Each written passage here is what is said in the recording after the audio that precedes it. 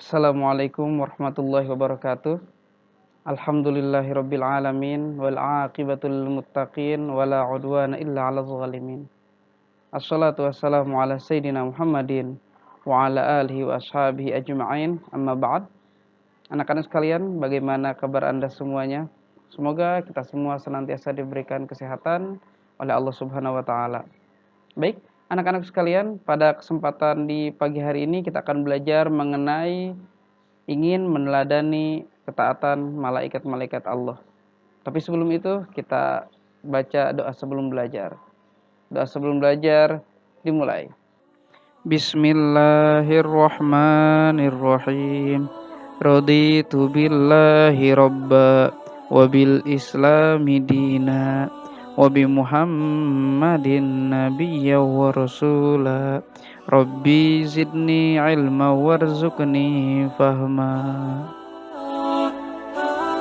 Anak-anakku sekalian, ketika kita berbicara tentang malaikat, maka apa yang di pikiran Anda semua?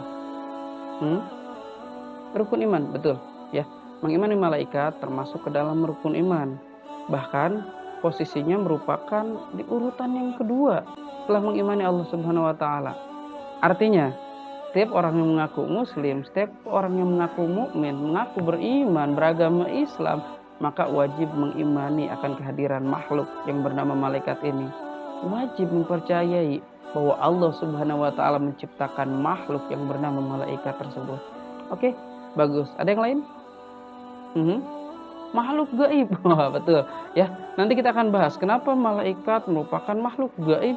Berbeda dengan kita, mereka nggak terlihat, tapi mereka ada, dan itu wajib kita imani. Ya, kenapa? Karena elemen manusia dan malaikat berbeda. Ya, terciptanya dari elemen yang berbeda, makanya berbeda juga dengan manusia. Oke, keren. Ada lagi yang lain? Betul, menyampaikan wahyu kepada Nabi Muhammad SAW. Ada malaikat yang Allah tugaskan sebagai penyampai wahyu kepada Nabi Muhammad dan juga kepada para nabi sebelum Nabi Muhammad SAW. Mantap ya. Nanti kita akan bahas itu ya. Ya, dari mulai Nabi Adam sampai kemudian Nabi Muhammad, Adam, Idris, bahkan nabi-nabi yang tidak kita ketahui itu disampaikan wahyu melalui perantara beliau. Keren ya. Ada lagi yang lain? Oh, betul. Malaikat tidak pernah bermaksiat kepada Allah. Apa-apa yang dilakukan oleh malaikat itu selalu bernilai ibadah. Mantap.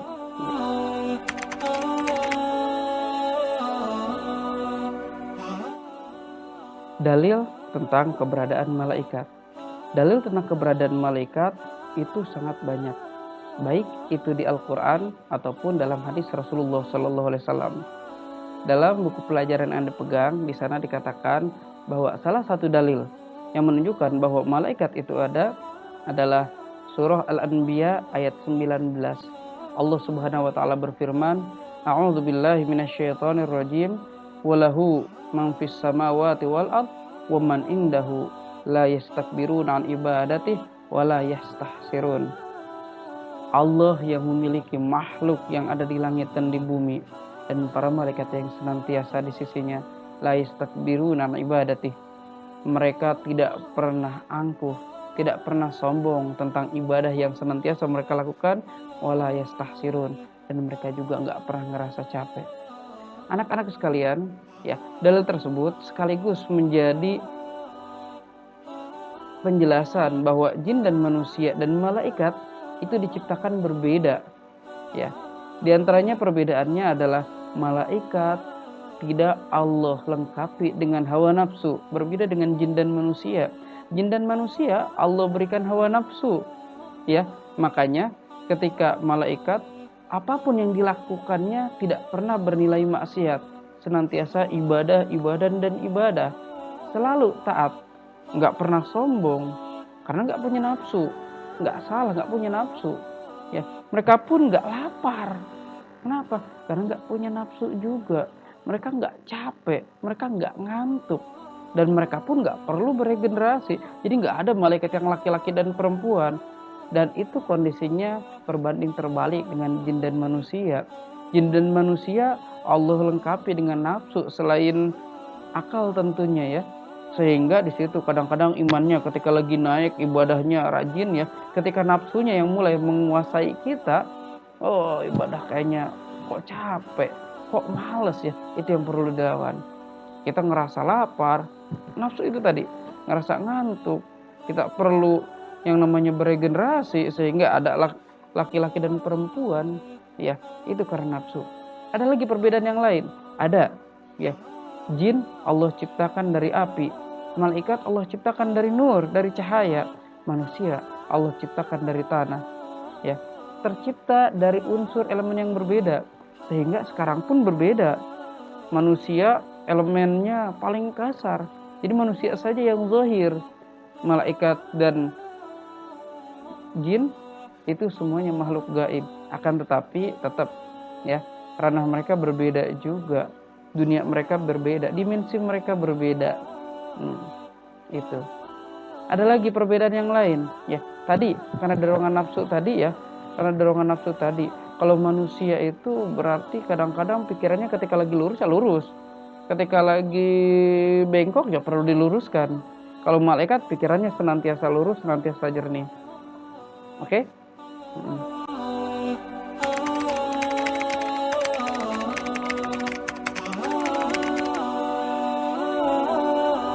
Jumlah malaikat ya.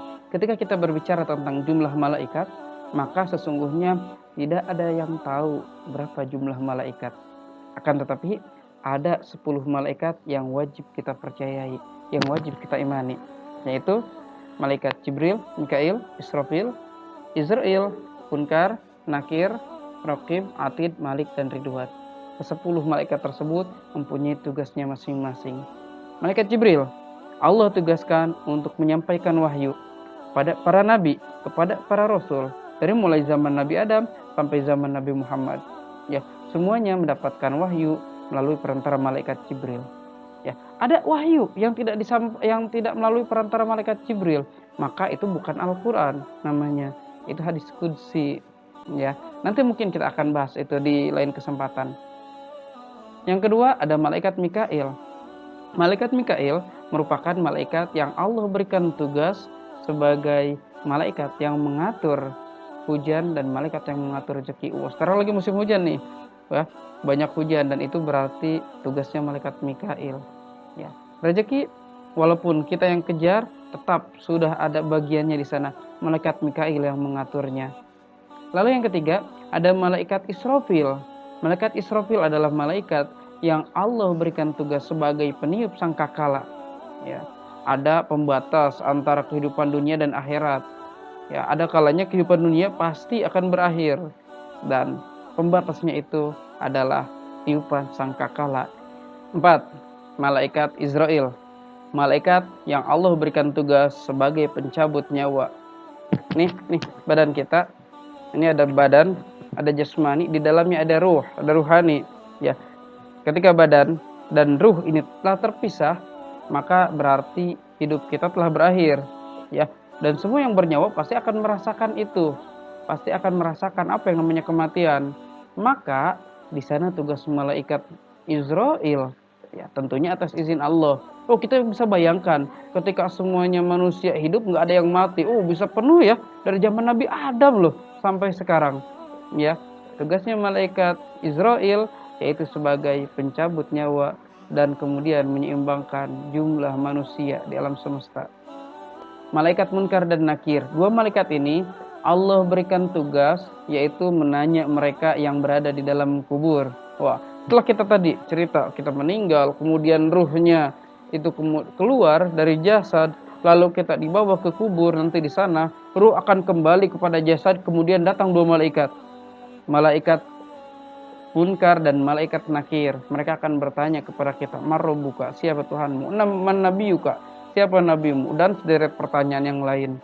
Ya, akan tetapi meskipun kita cari contekannya sekarang, kita hafalkan jawabannya sekarang, belum tentu kita bisa jawab, ya.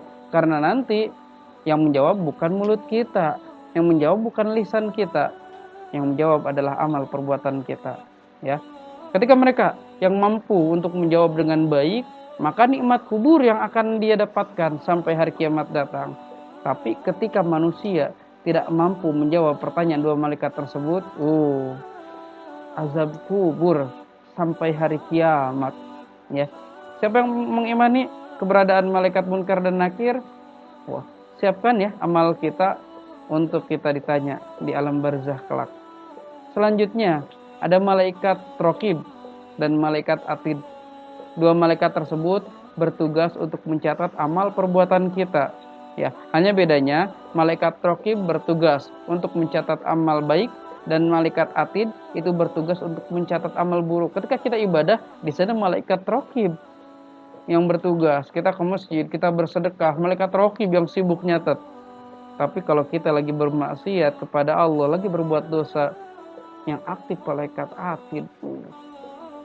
Itu nanti akan ditimbang loh. Itu nanti akan ditimbang. Amal perbuatan kita akan ditimbang. Hati-hati ya. Jangan terlalu senang bermaksiat. Jangan terlalu senang berbuat dosa. Jangan bangga ketika melakukan kesalahan. Karena malaikat tersebut mencatat. Dan nanti di akhirat harus mempertanggungjawabkan tentang apa yang telah kita lakukan. Selanjutnya yang ke-9. Ada malaikat malik. Yaitu malaikat yang bertugas sebagai penjaga gerbang neraka. Ya.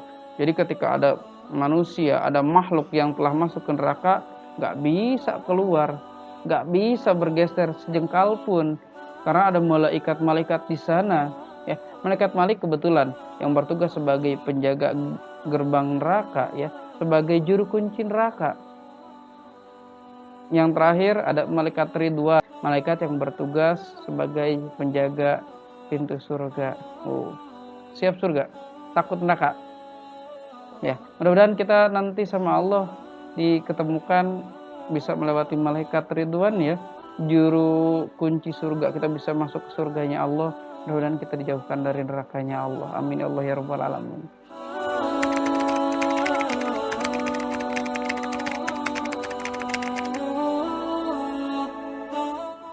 Anak-anak sekalian, ketika kita berbicara tentang malaikat tadi dari awal sampai akhir, tentang jumlahnya, perbedaannya dengan jin dan manusia, lalu kemudian tugasnya masing-masing, apa sih yang pentingnya buat kita? Ya, di sini pentingnya iman. Bukan hanya untuk dihafal, bukan hanya untuk diketahui, tapi pun harus mampu membekas ke dalam diri, diimplementasikan dalam keseharian kita ya, diamalkan sehingga menjadi perilaku yang baik dalam keseharian. Ya, contohnya ya, Ustadz akan cerita tentang dongeng Ki Santri. Jadi zaman dahulu kala ada seorang kiai yang memanjakan seorang santrinya lebih dari yang lain. Ya, karena kiai tersebut tahu apa kelebihan santri tersebut. Akhirnya para santri yang lain ngerasa kok nggak adil, kok pilih kasih, kita demo semuanya datang ke rumah kiai. Kiai gimana kok kiai pilih kasih sama kita? Kok yang dimanjain cuman santri tersebut saja? Kenapa kiai gitu? Ya kiai cuman bilang ya udah kalau Anda pengen tahu besok Anda kesini lagi kumpul ya. Cuman saya minta tolong roisnya, tolong lurah pesantrennya, silahkan hitung ada berapa santri yang pengen ikut, dan kemudian belikan ayam dan pisau sejumlah santri tersebut. Baik kiai. Esok hari mereka semuanya berkumpul, di absen satu-satu, ada semua. Kiai ngasih setiap orang satu ayam, satu pisau, dan kiai sampaikan kepada para santri, termasuk santri yang tadi ya, yang dimanjain tersebut. Baik anak-anak sekalian, saya sekarang minta kepada Anda, silahkan Anda potong ini ayam di tempat yang tidak bisa dilihat oleh siapapun itu. Ya, catatannya ingat, silahkan potong ini ayam, silahkan sembelih ini ayam di tempat yang tidak dilihat oleh siapapun. Baik, semuanya pergi. Ya, ada yang kemudian pergi naik ke atas gunung, tengok kanan, tengok kiri, nggak ada orang, kayak dipotong ayamnya. Ada yang kemudian naik ke atas pohon, lihat kanan kiri nggak ada orang, kayak potong ayamnya. Ada yang kemudian masuk ke dalam ruangan yang gelap, nggak ada orang di sana, kayak dia potong juga ayamnya. Ada yang kemudian pergi ke gua, ada yang pergi ke sumur, sehingga ketika sore hari mereka datang, balik lagi ke pesantren, ayamnya udah dipotong semua. Dan ternyata ada satu santri yang dimanja oleh kiai tersebut, ternyata dia datang ayamnya masih hidup. Ya, kiai langsung dikumpulkan, baik kita tanya satu-satu, ya Anda gimana dan di mana Anda potong? Apakah Anda meyakini itu nggak ada yang ngelihat? Dijawab, oh iya, saya yakin kiai, saya potong di atas gunung, nggak ada orang yang ngelihat, nggak ada satu pun yang ngelihat. Oh bagus. Anda, oh saya di tempat gelap, saya tengok kanan tengok kiri nggak ada yang lihat, saya potong. Oh bagus. Ditanya satu-satu dari awal sampai akhir, dan terakhir anak santri tersebut ya yang diistimewakan oleh kiai. Anda kenapa ayamnya masih hidup? Kiai, tadi kiai bilang PR-nya suruh potong di tempat yang nggak ada bisa ngelihat. Menjadi pertanyaan, tempat mana kiai yang nggak ada yang nggak ngelihat? Kita kan diawasi terus. Ada Allah yang liatin kita. Ada 2 malaikat raqib atid yang senantiasa mengawasi kita. Lantas mau potong di mana? Di sana para santri baru tahu, baru sadar, oh iya, betul, ternyata anak santri tersebut bisa sampai seperti itu. Ya, bahwa bukan hanya manusia saja yang melihat, tapi pun makhluk yang lain melihat, termasuk jin, termasuk malaikat, bahkan Allah yang pencipta pasti melihat. Baik, anak-anakku sekalian, dari sana kita jelas mengetahui bahwa perilaku orang yang beriman itu pasti berbeda dengan yang lain. Mengimani malaikat pasti harus berbeda dengan yang lain. Tadi mengimani malaikat Jibril, mengimani bahwa semuanya yang berada dalam kitab suci itu merupakan apa-apa yang difirmankan oleh Allah Subhanahu wa taala, disampaikan kepada Nabi Muhammad melalui perantara malaikat Jibril. Maka amalkan yang ada di kitab suci kita tersebut di dalam Al-Qur'an, ya. Silahkan diamalkan. Kalau memang kita mengimani tentang adanya malaikat Jibril yang bertugas oleh Allah sebagai penyampai wahyu dan gak mungkin berbohong kepada Nabi Muhammad SAW, imani itu, ya, amalkan, tunjukkan dalam keseharian. Orang yang mengaku mengimani malaikat Mikail, maka sedikit banyaknya ketika dia berusaha, dia nggak akan mendewakan diri sendiri. Oh, saya telah berusaha, berarti saya harus berhasil. Enggak. Kenapa? Karena dia tahu kita berusaha hanya sekedar menunaikan kewajiban dari Allah Subhanahu wa taala. Akan tetapi hasilnya Allah telah tentukan melalui perantara malaikat Mikail tersebut. Malaikat Mikail yang bertugas, ya. Minta sama Allah, ya Allah, saya telah berusaha, maka berikanlah rizki buat saya. Maka berikanlah rizki buat orang tua saya yang telah mencari nafkah buat kita, buat saya, buat keluarganya, ya. Minta kepada Allah. Jadi kalau orang mengimani tentang malaikat Mikail, nggak akan berputus asa, ya, nggak akan mendewakan diri sendiri, nggak akan mendahului Tuhan. Saya sudah bekerja, orang tua saya sudah bekerja, maka saya harus kaya, nggak, ya. Imani malaikat Mikail beserta tugasnya. Manusia yang mengimani malaikat Israfil dan tugasnya, maka pasti senantiasa akan berbuat amal baik, senantiasa akan berbekal terus untuk kehidupan akhirat. Kenapa? Karena tahu hidup di dunia cuma sementara, ya, gak akan selamanya.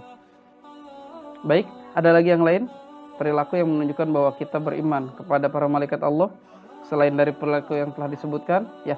Silahkan, itu tugas Anda, ya. Silahkan dicari, silahkan dicatat, kemudian diisikan di link, mana link tugasnya? Ya di sanalah pokoknya, ya. Kalau emang lebih jelasnya nanti bisa Anda lihat di kolom deskripsi, di situ tugasnya, ya.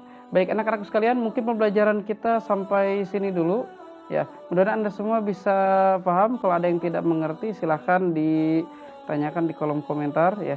Jangan lupa nanti untuk di subrek juga, ya, di subrek, di like, ya, kasih komentar juga yang baik-baik, ya. Anak-anak sekalian, mudah-mudahan Bapak berharap pembelajaran kita hari ini bermanfaat untuk Anda semua. Mudah-mudahan Anda semua kemudian tetap terus semangat di belajar, ya. Walaupun kita di masa pandemi, walaupun kita berjuang, tapi insya Allah hati kita dekat, ya. Tetap semangat belajar, jadilah pelajar Pancasila yang terus semangat, terus gigih, ya. Tetap dengan menjalankan protokol kesehatan 3M, mencuci tangan, memakai masker, dan menjaga jarak ya. Mudah-mudahan Allah Subhanahu wa taala memberikan kita kesehatan, menjadikan negara kita negara yang sehat semuanya. Corona cepat pergi deh, ya pusing ya. Corona cepat pergi, mudah-mudahan kita semua dirahmati oleh Allah. Hadanallahu iyyakum ajmain. Assalamualaikum warahmatullahi wabarakatuh.